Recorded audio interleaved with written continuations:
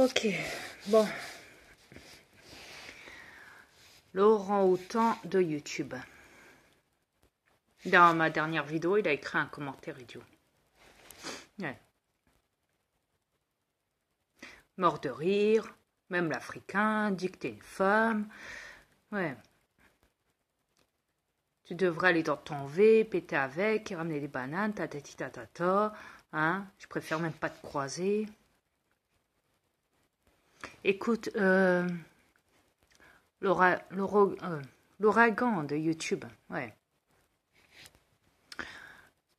Je t'ai bloqué. Comme ça, tu feras moins ton guignol. Ouais. Écoutez.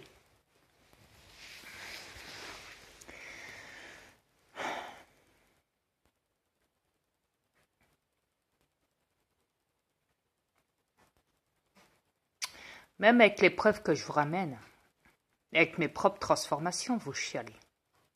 Vous ne comprenez rien. Vous les trolls.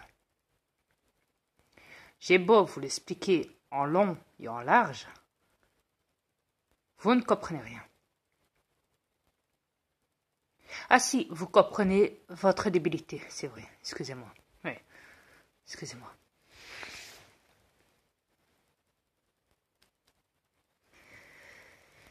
Même la reine d'Angleterre, cette reine reptilienne, cette chef reptilienne,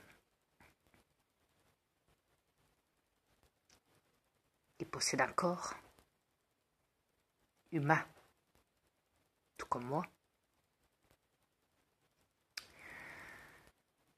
tout comme vous tous.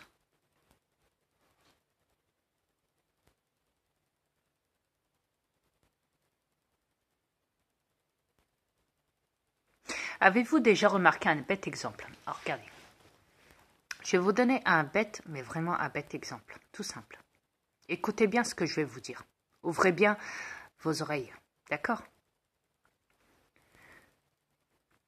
Ok.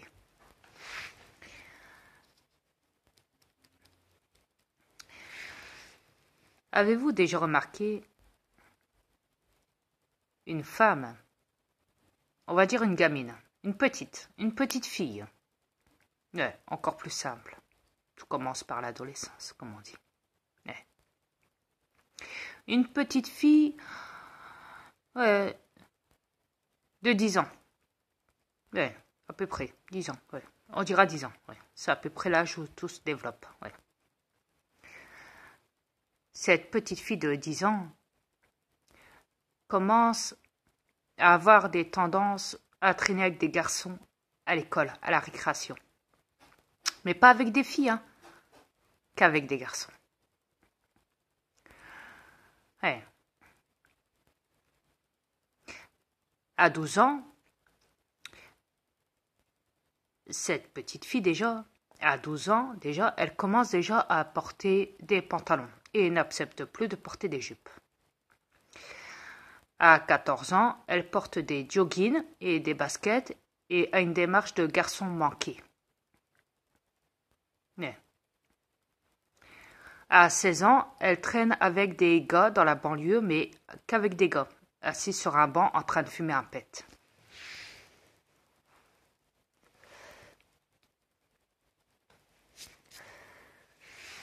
Ouais.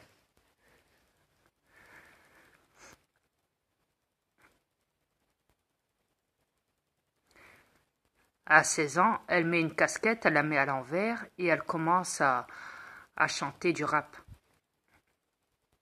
dans la rue. Et à danser du rap. Comme un garçon manqué, comme un rappeur. Ouais.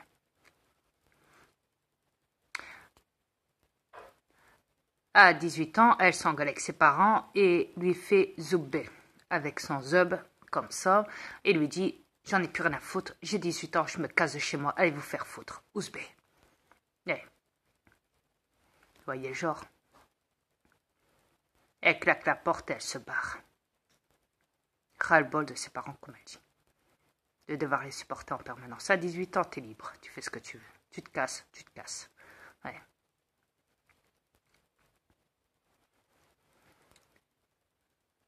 Ouais. À 21 ans, elle décide d'aller dans le métro et d'écrire des tests parce qu'elle est à la rue. Elle prend des crayons, des papiers, et elle écrit du rap et elle prend sa guitare avec elle et elle met sa casquette par terre, retourne à l'envers et elle fait la manche et elle fait du rap. Et les gens qui passent, qui l'entendent, la trouvent superbe. Donc ils lui mettent des pièces. Au point qu'elle se fait remarquer et quelqu'un qui est dans l'industrie de la musique, du rap, décide de la prendre pour qu'elle fasse ses preuves devant lui déjà. Et il lui dit, t'as un excellent talent. D'où tu viens? Qui tu es? Et elle lui explique que sa vie n'a été que misérable, que toutes ses copines, quand elle était petite, l'a rejetée depuis tout petite, qu'elle a dû traîner avec des gars, qu'avec des gars elle s'entendait, ouais, qu'à 18 ans elle est partie de chez sa mère, qu'elle a commencé à avoir un look et qu'elle a traîné avec des gars de la banlieue, qu'elle a fini à la rue à 18 ans, ouais, qu'elle a dû faire la manche pour s'en sortir, pour pouvoir un petit peu manger et tout, et qu'elle trouvait que son talent c'était le rap, déjà. Parce qu'à 16 ans, déjà, elle chantait déjà dans la rue et elle dansait. Elle s'entraînait déjà avec des gars de la banlieue. Ouais.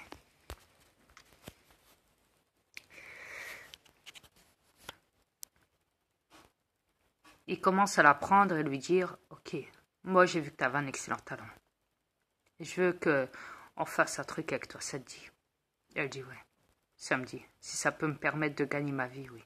Parce que j'ai besoin de sous pour m'habiller, pour m'alimenter et avoir un logement. Il lui dit, t'inquiète, tout ça tu l'auras grâce à nous.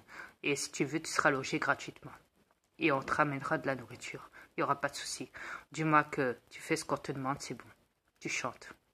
Tu chantes ton rap. On va vendre des disques. Ça te dit? Une nouvelle carrière, une nouvelle porte s'ouvre pour toi. Elle dit d'accord. Ça me tente. Ouais. Ouais. Mais au fond d'elle, elle se sent même plus féminin. Elle se sent, à force de chanter du rap et du rap et du rap, elle se sent hyper masculin. Qu'au fond d'elle, elle se dit, mais je suis même pas une meuf. Au fait, je suis un mec. À l'intérieur de moi, mais pas à l'extérieur. Physiquement, les gens me voient comme une femme parce que j'ai des seins ou une chatte ou je ne sais quoi. Mais à l'intérieur de moi, je suis un mâle. Je suis un mec. Au fur et à mesure des années, plus les années passent, plus cette femme commence à devenir connue sur les plateaux de TV, mondialement. Elle fait des tournées partout. Elle est riche. Elle est connue même dans la politique. Elle passe sur des plateaux de TV. Elle se fait interviewer par tout le monde, par des journalistes reptiliens, partout. Partout. Jusqu'à en perdre la tête. Elle est harcelée par les paparazzites. Elle prend de la drogue. Sa vie finit au cauchemar à la fin. Elle boit. Ouais. De temps en temps, elle se fait violer par des autres personnalités, mais elle doit fermer sa gueule. Sinon, on menace de la tuer.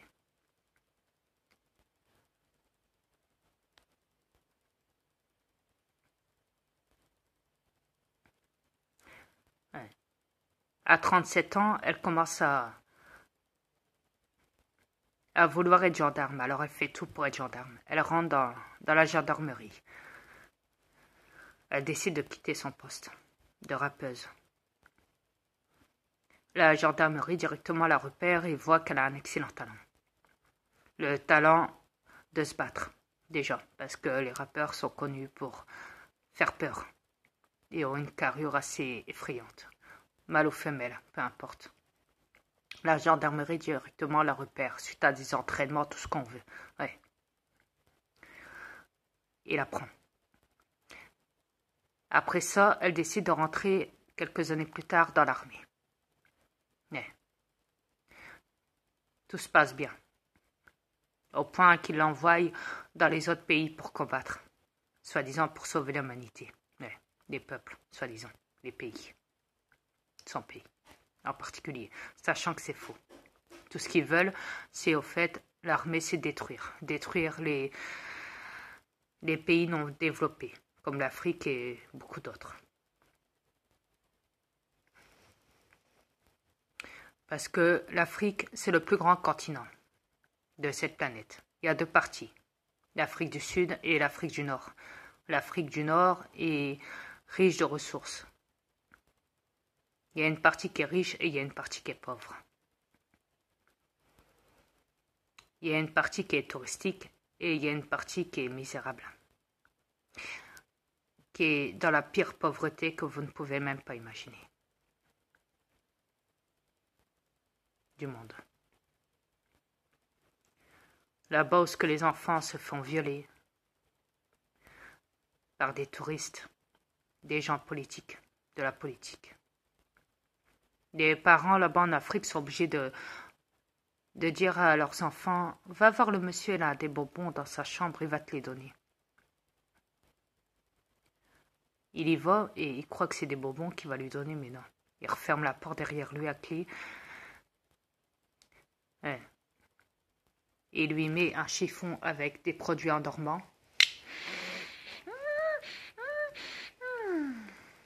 Elle dort. Il lui arrache tout, ses vêtements et tout. Il la prend par derrière, il lui écarte les fesses et pam, pam, pam, même par devant.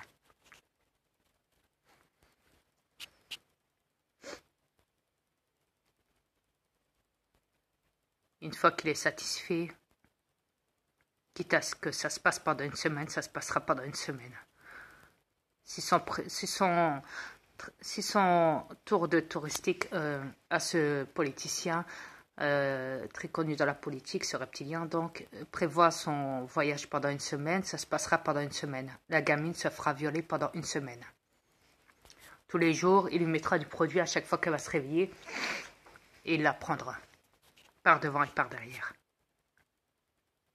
Ouais.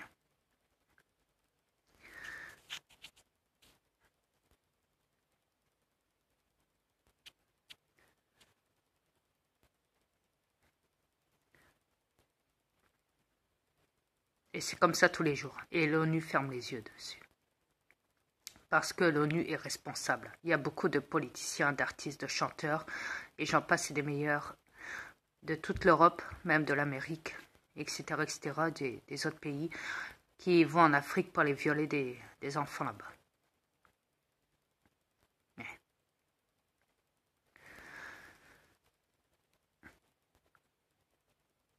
Cette militaire arrive en Afrique et cette femme rappeuse, et elle voit la scène. Elle a vu la scène. Et elle reste paralysée. Elle l'a vue. Ouais.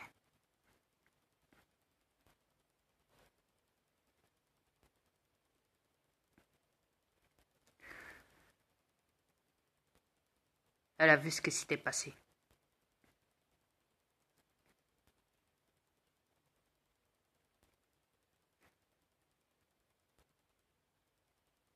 Vous me direz comment, pourtant il est dans sa chambre. Le seul problème, c'est que les gens au bar, en bas, ceux qui tiennent l'hôtel, ont une caméra qui filme discrètement ce qui se passe dans les chambres. Cette militaire qui voulait se reposer 2 secondes dans cet hôtel est passée au bar. Et pendant que le gars était 2 secondes sorti pour aller faire fumer une cigarette ou je ne sais quoi, la caméra tournait encore. Et cette militaire a tout vu. Elle a vu que dans la caméra, dans la chambre 5,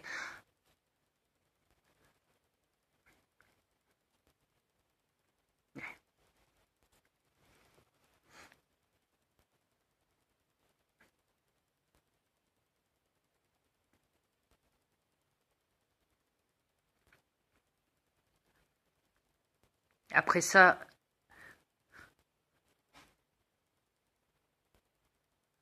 elle décide d'aller directement attendre. Elle dit rien au gars dans le bar. Non.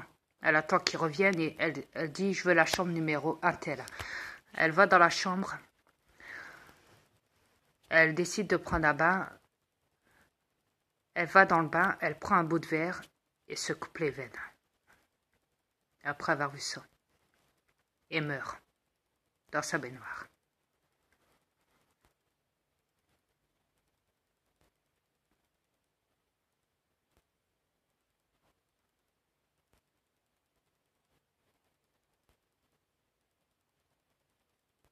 Voilà.